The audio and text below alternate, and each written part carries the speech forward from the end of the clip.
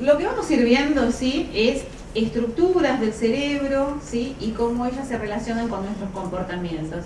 Un poco algo para la gente que tiene que ver con la cátedra de política y liderazgo es que para ser un buen líder uno tiene que hacer algo que se llama teoría de la mente propia y ajena lo más acertada posible, y para eso uno tiene que ir conociendo cómo funciona la unidad cuerpo-cerebro-mente, tal como dijo el doctor. O sea, que yo sea capaz de mirarme a mí mismo o mirar a otros, hacer teorías de la mente lo más acertadas posibles. Como decía Carlos, si yo hago juicios sin conocer por alguno de los motivos de las conductas, ¿sí?, puedo equivocarme, puedo enojarme, ¿sí?, solamente por desconocimiento. Lo que vamos a estar viendo es la teoría del cerebro trino, empezado ya lejos y hace tiempo por Paul MacLean. Después hay muchos otros neurocientíficos que han seguido, y si bien hoy se la consideran una teoría muy nueva, en todos los libros de neurociencias la van a encontrar, y lo que va a haber es discusión entre las estructuras que conforman cada uno de los cerebros. Cerebro de reptil, cerebro de mamífero inferior, cerebro humano, cerebro de mamífero superior, pero lo que realmente nos hace humano es el lóbulo prefrontal, ¿sí?, esta frente característica que tenemos. Aquí vamos a ver cómo en diferentes especies los lóbulos prefrontales son más pequeñitos, y en el nuestro es el que mantiene mayor volumen. Nuestro cerebro es una sociedad de mini cerebros u herramientas preparadas para responder a diferentes necesidades, ¿sí?, que plantean la supervivencia. Y ya va a venir la parte divertida, porque ¿dónde está? Pues sigue, ya viene, ya va a llegar, ya va a llegar. Pero a lo sumo es mentiroso. Acá vemos una imagen, entonces, ¿qué significa? Que dentro de cada uno de nosotros existen estructuras del cerebro reptiliano, del cerebro de mamífero inferior y de mamífero superior o humano. Vamos a ir aprendiendo algunas estructuras. A esta zona de abajo dijimos que era el cerebro reptiliano, y así lo vamos a llamar, ¿sí? No vamos a aprenderlas por separado. Vamos a hablar entonces cerebro de reptil. Después nos encontramos con el cerebro emocional. Nos vamos a encontrar con dos estructuras, una de cada lado, que se llama amígdala cerebral. Reitero de amígdala cerebral porque a veces nos dicen, uy, no las tengo. No, hablamos de amígdala cerebral, que forman parte del cerebro emocional. Hipocampo, justo pegadito a la amígdala, hay dos más que marcan. Vamos a encontrar, ¿sí?, el hipocampo. Lo que vimos antes, la amígdala, es el centro de la memoria emocional, sobre todo de las memorias traumáticas, de miedo, ¿sí?, de situaciones difíciles que hayamos pasado. Y el hipocampo es el centro de las memorias, ¿sí?, de aquellos temas que hemos aprendido, como lo que estamos haciendo ahora, ¿sí?, que si bien pueden tener una carga emocional, es aquella cosa que yo después puedo rememorar y recordar. Para aprender un tema, la información tiene que estar pasando del hipocampo a la corteza, hasta que queda fija en la corteza y estas áreas quedan libres para un nuevo aprendizaje. Si el aprendizaje es difícil, lleva de 2 a 3 años esas idas y venidas hasta que la información queda fija. O sea, aprender lleva tiempo. Por lo cual, cambiar conductas también, que es aprendizaje, lleva tiempo, perseverancia y paciencia. Otra estructura que vamos a tener en cuenta es el hipotálamo, ¿sí?, la vamos a ver ubicada en esta zona, pero realmente forma parte del cerebro del reptil, ¿sí? Por eso nos interesa conocerla, porque la vamos a estar viendo cuando estudiemos cerebro del reptil. Ese es el hipotálamo. Y otra estructura, pero acá son varias que nos van a interesar y que vamos a estar aprendiendo, es el circuito de recompensa. Lo vamos a llamar así porque son varias, ¿sí?, estructuras que lo forman. Y los lóbulos prefrontales, que ya los habíamos hablado al principio. Bien, ¿cuáles creen que eran las características del mundo primitivo hace 150.000 años atrás? Fíjense, dice que los peligros eran fácilmente detectados por los sentidos.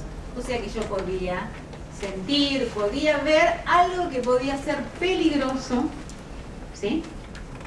Y si lo detectaba por los sentidos, podía resolverlo rápidamente. No había que hacer ninguna cosa elaborada, no tenía que estar manejando una computadora, no tenía que ir a buscar información, no tenía que tener una reunión de equipo, ¿sí? Eran cosas muy simples a las que nos enfrentábamos. Y que en el entorno natural las cosas son muy estables, o O sea que los cambios se producen, ¿sí?, muy despacito. En cambio, en estos momentos, el cambio es la constante para un cerebro que no está preparado para eso. ¿Ok? Y eso es algo lo que nos produce tanto estrés. La diferencia del mundo natural al mundo civilizado, ¿sí? Y nos parece que tener que estar apurados y en mil cosas y haciendo todo es estar vivo. La realidad es que para nuestro cerebro es demasiado y hay que descansar y hay que cuidarlo. Vamos a ver algunas características del mundo artificial o civilizado. No todos los peligros que afectan nuestra supervivencia son detectados por los sentidos. La contaminación química, la radiación es algo que no lo podemos ver y también por eso nos cuesta tanto cuidar nuestro planeta, porque no vemos, ¿sí?, cosas que nos pueden estar pasando. Y hay muchos peligros nuevos como la inseguridad, bombardeo de información, constante invitación al consumo, poco descanso, 120 cuotas, fechas de entrega, fechas de pago, recargos por, ¿sí?, pago fuera de término, aumento del gas y la luz, que por este año parece que se quedó tranquilo, ser delgado, joven, atlético, musculoso, ¿sí?, un montón de cosas que hoy nos exige la sociedad civilizada y que nuestros cerebros primitivos lo viven de manera muy primitiva y sienten que hay un montón de cosas que resolver o peligros que enfrentar. Y tener la pancita chata, ¿sí?, pasó a ser la panza es un problema, por ejemplo.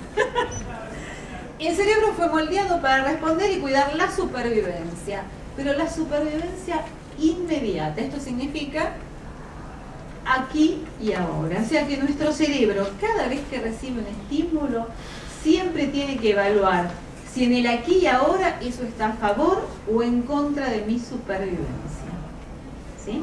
Y dependerá del grado que tenga ese estímulo, el tipo de respuesta que yo tenga. Ese tipo de respuesta siempre está basada en la experiencia del pasado, que puede ser o información genética, o información nueva adquirida, o experiencia de vida, y en el mundo natural no se puede dejar para más adelante los inconvenientes. Por eso puse la palabra rumiación, o sea que esto que nos pasa a todos, de a veces estar dando vuelta con un tema y pensando y nos vamos a dormir, en general no podemos dormir, porque un tema nos sigue dando vuelta y nos sigue dando vuelta. ¿Por qué? Porque en el mundo natural, animal que no resolvió un problema es boleta, ¿sí? Bien, ahora vamos a ver la vía de evaluación de los estímulos. ¿Cómo hace el cerebro para evaluar los estímulos del mundo exterior? Ingresan los estímulos del mundo exterior a través de los sentidos, ¿sí? Y al primer lugar que ingresan es al cerebro de reptil. O sea que lo primero que hace el cerebro es hacer una evaluación instintiva, ¿sí? Que generalmente se habla mucho de la inteligencia emocional, pero se habla poco de los instintos. Y antes que las emociones están los instintos, ¿sí?, que vienen genéticamente ya codificados.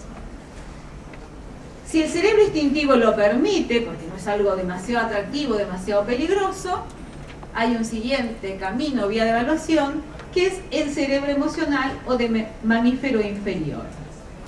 En líneas generales, el cerebro de reptil y el cerebro emocional trabajan muy en forma conjunta para evaluar los estímulos.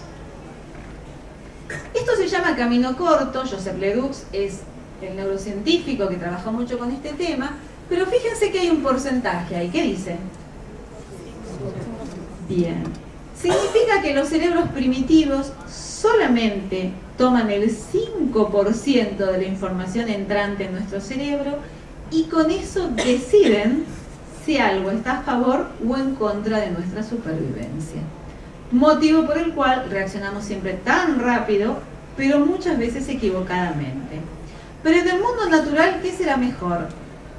¿Acertar o por las dudas equivocarse pero garantizar la supervivencia? Supervivencia. Más vale equivocarse y correr de más, pegar de más, que no estar vivo. Entonces fíjense que lo que tenemos que entender es que el cerebro de todos nosotros siempre hace algo que se llama camino corto. Con el 5% de la información que ingresa, evalúa si algo está a favor o en contra de la supervivencia.